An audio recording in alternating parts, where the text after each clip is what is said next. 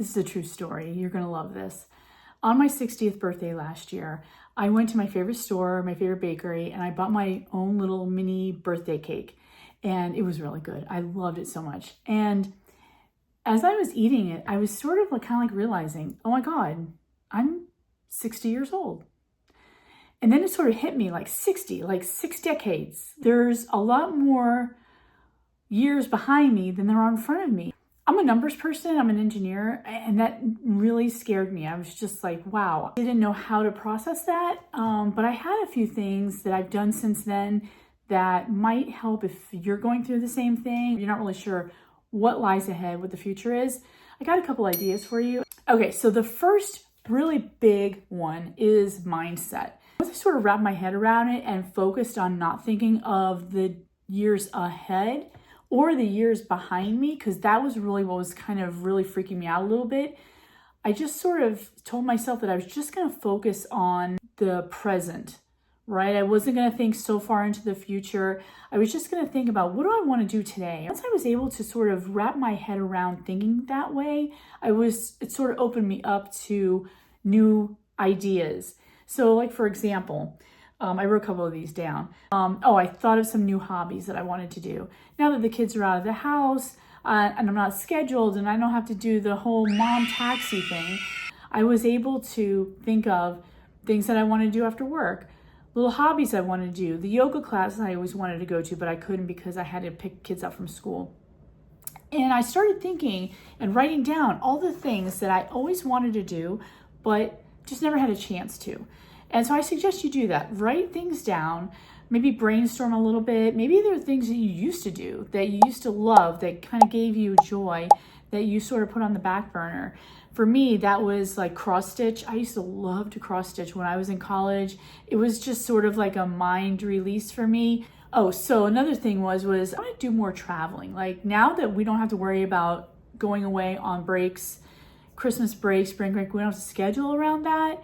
We can take day trips, we can take long weekends, we can go places in the winter or the fall when the leaves are changing, things like that we've always wanted to do. I love doing that. I love planning things out.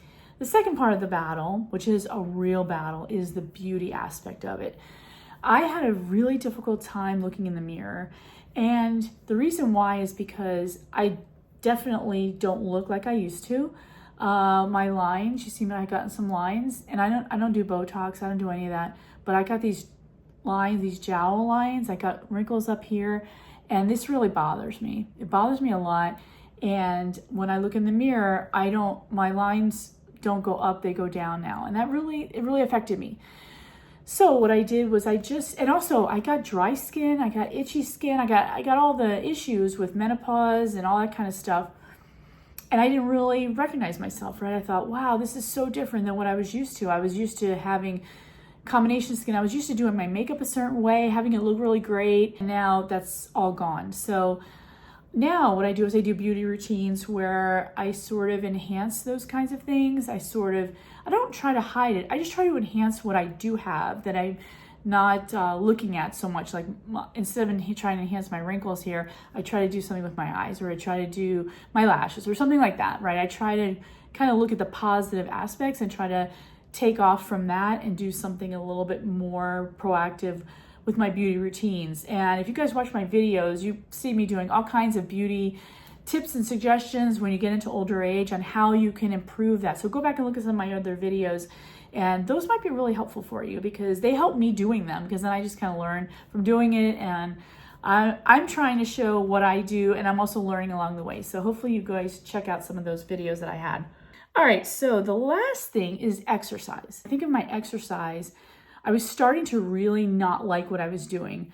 I had run marathons. I'm used to running. I'm used to doing 5Ks, all that kind of jazz. And that was not really suiting me anymore. And I was doing HIIT classes every day. Those kinds of things were helping me keep the weight on, believe it or not. There's a whole science behind that. And those kinds of exercises just weren't helping me lose weight. They weren't helping keep me in shape. And I was like, okay, what the heck? Why am I doing this? And what I decided to do was switch from running to walking. So now I try to get my 10,000 steps in every day, which, by the way, that is not easy. 10,000 steps walking, even if you're on flat land, like I live in South Florida, it's completely flat, is not easy. And sometimes when it's really too hot outside, I'll go and do the treadmill, and that's not easy either. And so I think that's very challenging in itself, and walking is really good for you, so I do that. As far as strength training, I do a lot of lifting weights because I want to keep my muscle mass up. Those are kind of things that make me happy to do. Let me know in comments below what you're struggling with so that we can talk about it, because one of the things I want to do with this channel is create a community where we can all talk about our struggles, about our hopes, dreams, and things that get us down and depressed, because we don't really have to live in that depression. We can get ourselves out of it by talking about it. So if you got anything out of this video, make sure you like, subscribe, and we'll see you on the next video.